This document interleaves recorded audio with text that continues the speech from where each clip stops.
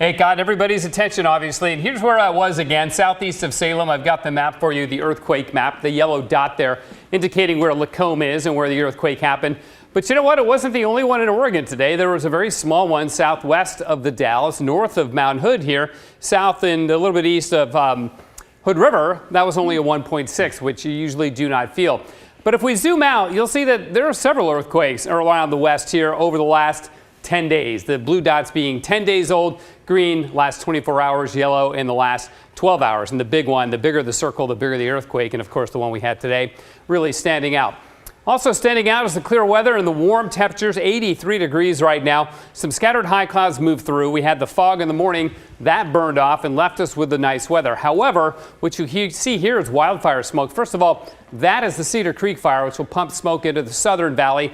Our haze and smoke coming from fires in Washington, D.C., and the northern Rockies. So it will be hazy this weekend, and for that reason, we have an air quality warning for Clark County, the Portland area, and then in the southern part of the valley because of the smoke from the Cedar Creek fire moving out towards Eugene and the coast. We hit 82 today, not a record, but way above the average, which is like 68, 69 right now. Medford, 92, that was the hot spot in the state.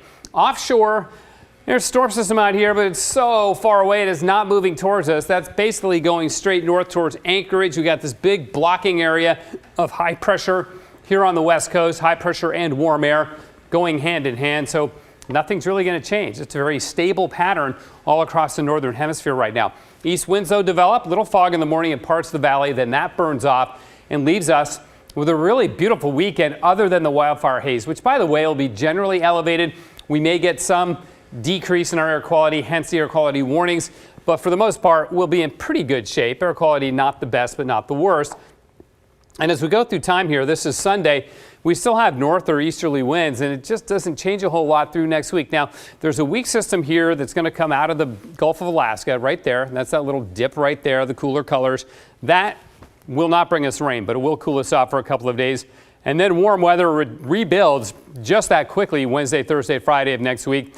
Potentially, maybe a system busting through the end of next weekend, but we're looking 9-10 days out right now, so that forecast subject to change. So let's look way far out towards the entire winter. We're looking at our third straight La Nina. That's rare. That's only happened a couple of times since we've been tracking El Nino and La Nina. And typically with a La Nina, we tend to get cool and wet winters. This is what it means. This is the coast of South America right here.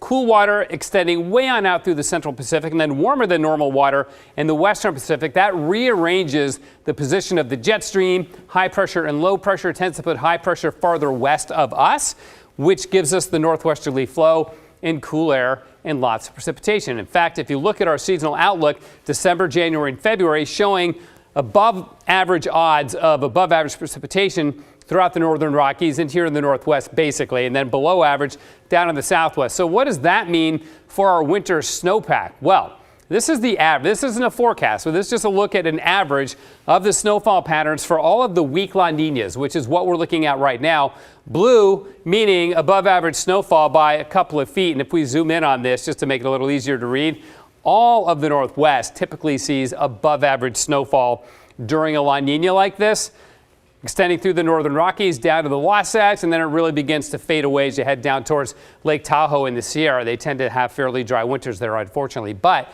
that's kind of the average for the winter that we're looking at right now. So I'm optimistic this is going to be another banner ski season here in the Northwest. 82 degrees right now, so we can think about skiing even though it's in the 80s, right? It'll come, won't be long. All right, tomorrow about 84 for a high temperature, sunny, hazy, very warm again. Both of those will be record highs, 84 Saturday, 83 Sunday, down to the 70s on Monday and Tuesday, and then it ramps right back up again. Pretty amazing for October.